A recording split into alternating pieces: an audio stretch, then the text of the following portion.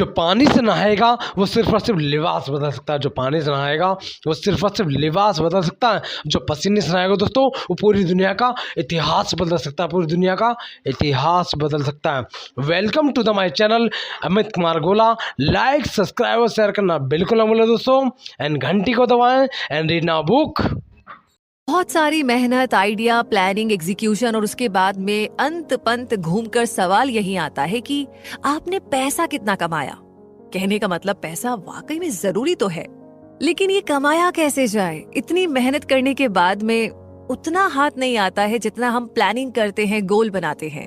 तो कोई टेंशन की बात नहीं है।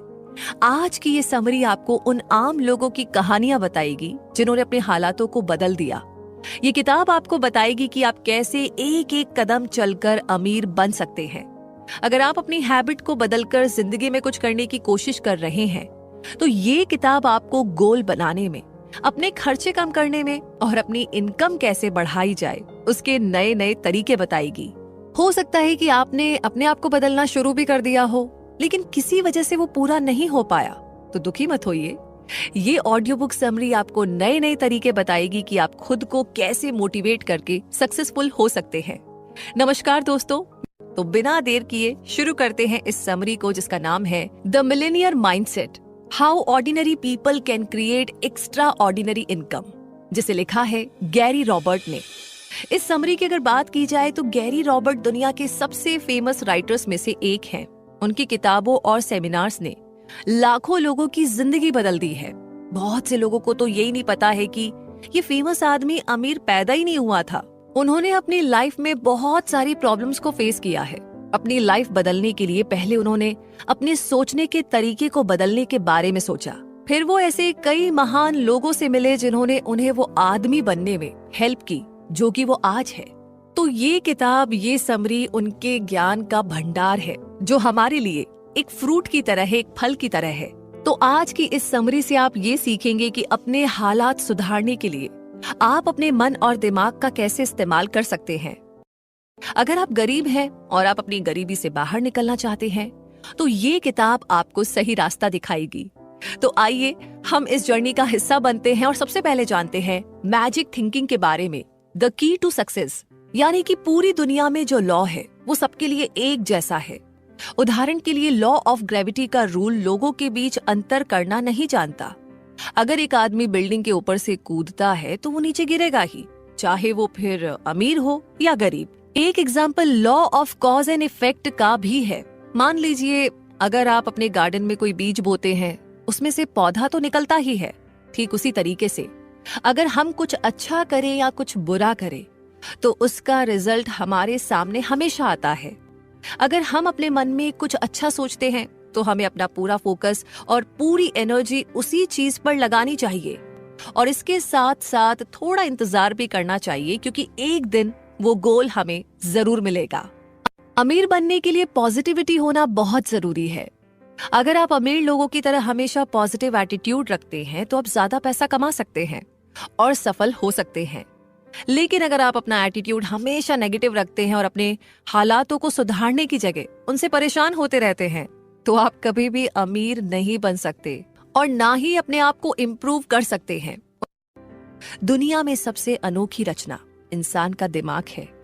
एक इंसान के मन को 3 चीजों के साथ समझाया जा सकता है: कॉन्शियस माइंड, सबकॉन्शियस माइंड और उसका शरीर। तो आपका दिमाग वो जगह है, वो प्लेस है जहां पर आप उन बातों के बारे में सोचते हैं जिन पर आप विश्वास करते हैं। तो आपका मन यानी कि सबकॉन्शियस माइंड अपनी इच्छा से कुछ भी नहीं सोच सकता।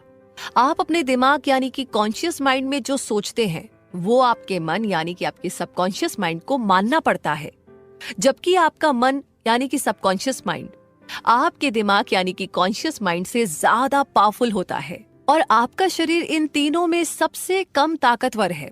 हमारी बॉडी जिस तरीके से बिहेव कर रही है उससे बस हमें ये पता चलता है कि हम अपने माइंड में क्या बिलीव करते हैं। आप अपने कॉन्शियस माइंड को एक कैप्टन के रूप में सोचिए और सबकॉन्शियस माइंड को उस भीड़ की तरह जो आपके कॉन्शियस माइंड यानी कैप्टन की बातें मानता भी है और सुनता भी है। तो ये कमाल है मैजिक थिंकिंग का। वैसे अगला चैप्टर हमें बताता है हैबिट मैजिक के बारे में। Turning yourself on to self discipline, यानी कि आप किसी ऐसे इंसान को जानते हैं जो बहुत ही डिसिप्लिन में रहता हो, मतलब बहुत ही अनुशासन को फॉलो करता हो। आप उनसे कैसे फ्यूचर की उम्मीद रखते हैं? तो आमतौर पर जो लोग डिसिप्लिन में रहते हैं वही सक्सेसफुल होते हैं। ऐसे लोग अपनी जिंदगी में बहुत सारा पैसा कमाते हैं और अच्छा भविष्य बनाते हैं। ऐसे लोग अपने ऊपर बहुत कंट्रोल रखते हैं क्योंकि वो अपनी अच्छी आदतों को अपनी रोजमर्रा की जिंदगी में अपनाते हैं, और ऐसे लोग जीवन में जो चाहते हैं वो आसानी से हासिल कर लेते हैं।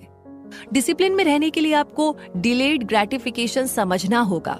डिलेड ग्रेटिफिकेशन का मतलब है कि हमारे पास वो डिसिप्लिन है कि हम जो जरूरी काम है उसके लिए अपनी इमीडिएट खुशी को पोस्टपोन कर पाए।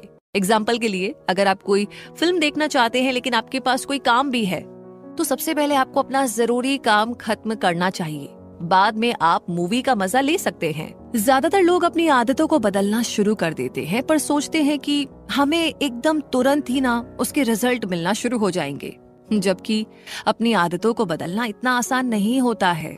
इसके लिए बहुत लंबा समय लगता है, लेकिन ये बदलाव प्रयास के लायक होता है और ये चेंज प्रैक्टिस से आ जाता है। अपनी आदत बदलने के लिए उन 35 यानी कि 35 आदतों की एक लिस्ट बनाइए जिन्हें आप आने वाले 2 सालों में बदलना चाहते हैं।